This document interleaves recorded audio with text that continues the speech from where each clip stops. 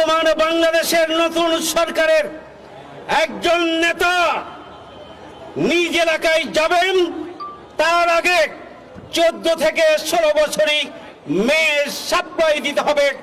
এই ধরনের দুঃসাহস দেখান যারা, তাদের কাছে কোনো খুনের বিচার, কোনো ধর্ষণের বিচার, কোনো নারী নির্যাতনের বিচার এবং কোনো অনৈতিক কার্যক্রমের বিচার পাওয়ার আশা করা যায় না।